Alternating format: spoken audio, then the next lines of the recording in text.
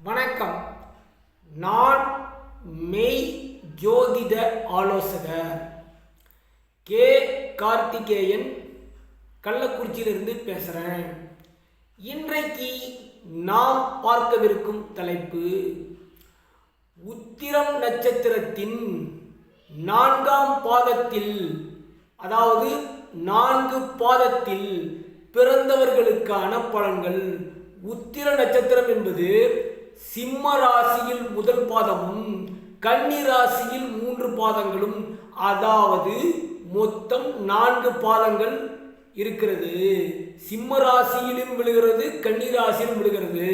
ஆக உத்திரம் நட்சத்திரத்தின் 4 பாதத்தில் பிறந்தவர்களுக்கான பலன்கள் இப்போ நம்ம பார்க்க போறோம்.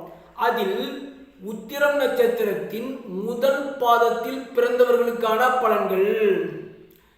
கற்கண்டை போல இதமாகவும் இனிமையாகவும் பேசக்கூடியவன், புகழ் உடையவன், நன்னடத்தை யாளன், அஞ்சா நெஞ்சுகளை நெஞ்சினன், அதாவது அஞ்சா நெஞ்சம் உடையவன், இடம் பொருள் ஏவல் அறிந்து நடக்கக்கூடியவன், உற்றார் உறவினர் மீது அதிக பாசம் வைத்திருக்கக்கூடியவன்.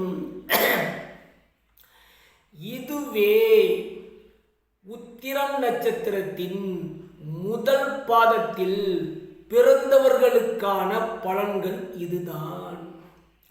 உத்திரம் நட்சத்திரத்தின் 2ஆம் பாதத்தில் பிறந்தவர்களுக்கான பலன்கள் என்னன்னு பார்க்கணும்.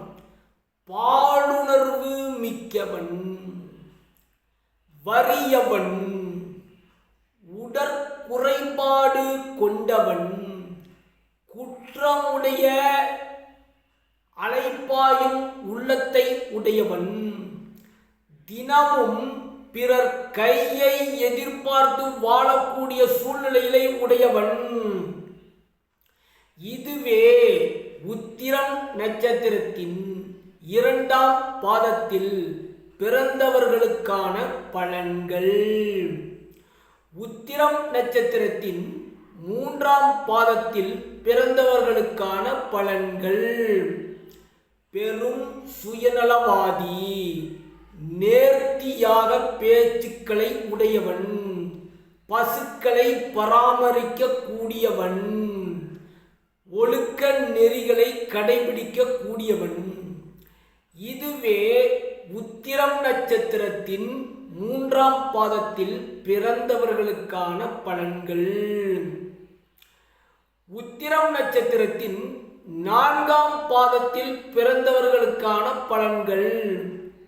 சுத்தம் அற்றவன், செய் நன்றியை எப்பொழுதும் ஞாபகத்தில் வைத்திருக்க கூடியவன், மற்றவர்களுக்கு மரியாதை என்பதே கொடுக்க மாட்டான், பிறரை அவமதித்து பேசக்கூடியவன், இளவயதிலேயே இவனுடைய அன்னை இறந்து விடுவாள். இதுவே உத்திரம் நட்சத்திரத்தின் 4 பாதங்களில் பிறந்தவர்களுக்கான பலன்கள். 4ஆம் பாதத்தில் பிறந்தவர்களுக்கான பலன்களும் இதுதான். அதாவது என்னுடைய மெய் ஜோதிடம் யூடியூப் சேனலை அனைவரும் தவறாமல் பாருங்கள். கருத்துக்களை எனது வாட்ஸ்அப்பில் எழுதி அனுப்புங்கள்.